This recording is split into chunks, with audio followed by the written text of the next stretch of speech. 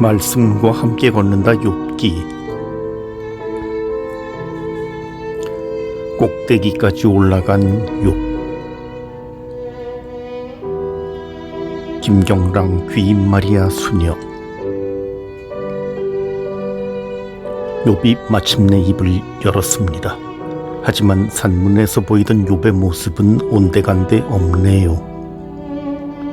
예레미야 예언자가 자기 생일을 저주한 것처럼 욥도 생일을 저주하고 울부짖기 시작합니다. 욥은 마술이라도 걸어 달력에서 생일을 지우고 싶어 합니다. 또 탄생의 빛이 어두워져 일시까지 그 어두움에 놀라 소스라치기를 바랍니다. 빛을 창조하신 하느님과 반대로 차라리 암흑이 되어버리라고 외칩니다. 죽기를 바랄 만큼 극심한 고통에 욥은 혼란에 빠집니다. 빛과 생명은 그에게 더는 희망과 기쁨을 주지 않게 되었습니다. 23장 3절. 그분을 어디에서 찾을 수 있는지 알기만 하면 그분의 거처까지 찾아가련마는 그분께서 내 앞을 지나가셔도 나는 보지 못하고 지나치셔도 나는 그분을 알아채지 못하네.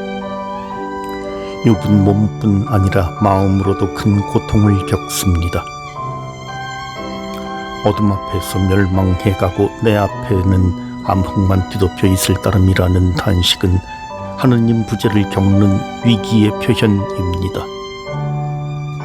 어둠과 극심한 절망에서 영적 위기에 처한 욥은 자신의 무죄함을 주장하다가 하느님과 같아지고 맙니다.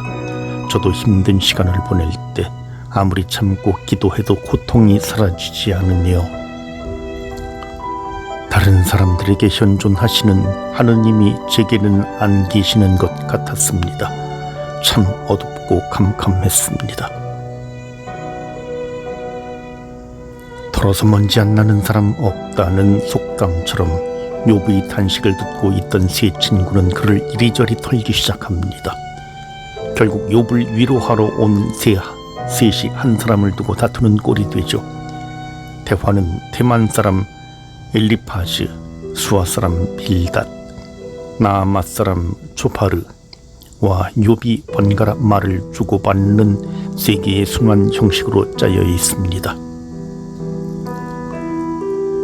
3장 29절부터 31장은 저주를 당한 욥의 탄식, 독백이고 그 이 사이에 친구들과의 대화가 삽입되어 있습니다.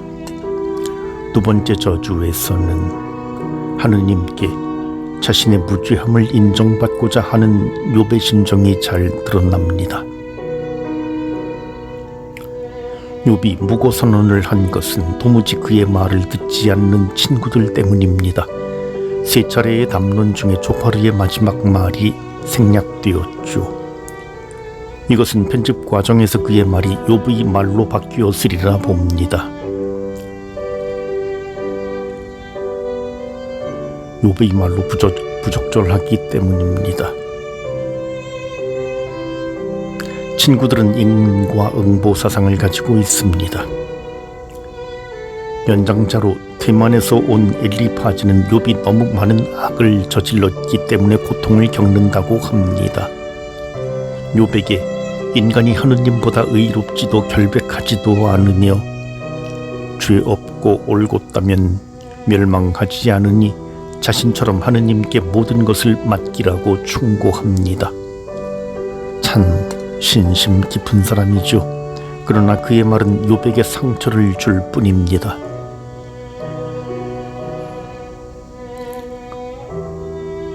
도전받지 않을 전통적 가르침을 지닌 엘리파즈는 종교적 신념의 소유자입니다. 그는 천막끈이 끊어지고 지혜도 없이 죽어간다거나 집안이 삽시간에 뿌리가 뽑힌다는 말로 한순간에 모든 것을 잃은 욥에게 심한 고통과 충격을 줍니다. 인간을 낮추고 하느님을 높이는 데 익숙해져 있는 엘리파즈는 하느님께서 꾸짖으시는 자는 행복하니 훈계를 물리치지 말라고 하며 아프게 하시지만 상처를 싸매주시고 때리시지만 손수 치유해 주신다는 보편적 종교 상식으로 잘난 체를 합니다. 엘리파즈와 같은 견해를 가진 빌닷은 하느님께서 욥의 악을 제거하시기 위해 심판을 내리신 것이라고 확신합니다.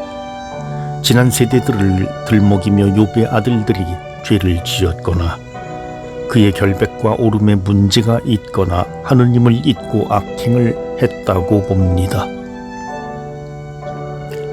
그는 여인에게서 난 자가 결백할 수 없다고 하며 꺼진 등불, 나무의 메마름, 질병과 죽음 등이 하느님의 심판이고 악을 없애는 수단이라고 말합니다.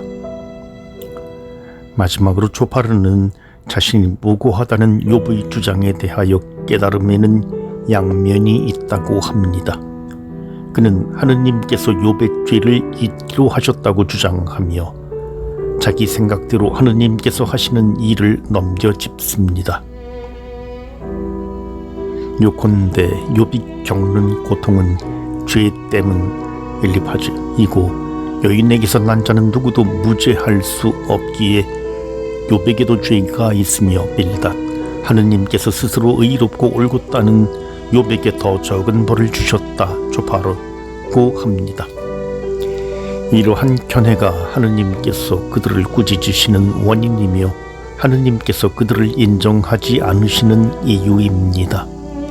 사람이 머리를 쥐어짜 보아야 하느님의 생각에 미치지 못합니다. 그러기에 하느님을 두려워하고 하느님께 지혜를 청해야 합니다. 13장 7절 자네들은 하느님을 위하여 불의를 말하고 그분을 위하여 허위를 말하려냐. 욥으로서는 정말 미치고 펄쩍 뛸 노릇입니다. 욥은 하느님을 제 손에 들고 다닌다며 친구들의 태도를 꼬집습니다. 또 자신의 고통을 전통 이론에 꿰맞추고 상상으로 죄를 만들어내는 친구들에게 대꾸합니다. 거짓을 꾸며내는 자들, 모두 돌팔이 의사들이라고 말하는 것입니다. 참으로 자네들은 유식한 백성이네. 자네들이 죽으면 지혜도 함께 죽겠구려. 욥은 비정하게 삶의 원리와 원칙만을 앞세우는 친구들과 대화하면서 마음이 점점 더 굳어집니다. 욥은 하느님께서 흠이 없건 탓이 있건 무죄 환자와 죄인들을 똑같이 멸하신다는 것을 확신하고 있었습니다. 그가 당하는 고통을 도무지 이해할 수 없기에 무죄한 이들의 절망을 비웃으신다고까지 합니다. 이러한 욥의 말은 아브라함의 이야기에서도 엿볼 수 있습니다. 진정 의인을 죄인과 함께 쓸어버리시렵니까? 욥은 하느님께서 자신에게 잘못을 저지르셨다고 주장합니다. 자신의 무죄를 주장하는 욥은 하느님께서 악의 세력들과 결탁하셨다고까지 생각하기에 결국 하느님은 악을 행하시는 분이 되고 맙니다. 욥이 주장대로라면 하느님은 욥의 적대자이십니다. 그는 절대 통치자이신 하느님의 능력을 알고 결코 하느님을 따를 수 없다는 것을 알기에 하느님과의 시비가 너무 불공평하다고 생각합니다. 그래서 그에게는 정당함을 입증하고 대변해 줄 누군가가 필요한 것입니다. 욥기에서 시비를 가릴 때 쓰인 히브리어 리브는 싸우다, 변론하다는 뜻으로 모두 11번, 동사 7번, 명사 4번이 나옵니다. 이러한 욥에게 하느님께서는 내가 나의 공의마저 깨뜨리려느냐, 너 자신을 정당화하려고 나를 단죄하려느냐고 꾸짖으십니다. 19장 25절 나는 알고 있다네 나의 구원자께서 살아계심을 그분께서는 마침내 먼지 위에서 일어서시리라. 27절 내 눈은 다른 이가 아니라 바로 그분을 보리라. 욥은 시비를 가려줄 고소인 샤팟을 원하다가 하늘의 증인 에드, 증인이 계심을 확신하고 마침내 자신을 되찾아줄 살아계신 구원자 가알을 요청하기에 이릅니다. 욥기에서 중개자의 개념은 우리 둘 위에 손을 얹을 심판자라는 말에서 잘 드러납니다. 욥이 무죄함을 주장하다가 드디어 꼭대기까지 올라갔습니다.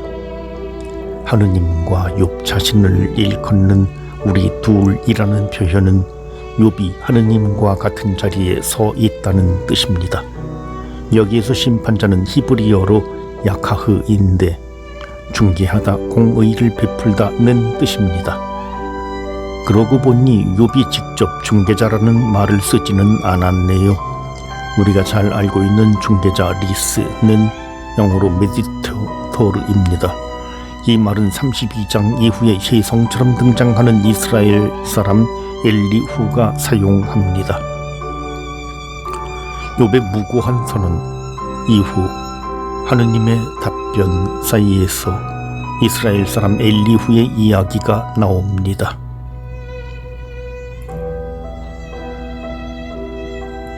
마침내 나타나신 하느님께서 질기고도 긴 욥의 고통을 어떻게 해방시켜 주실지는 다음 호에서 계속 보기로 하겠습니다.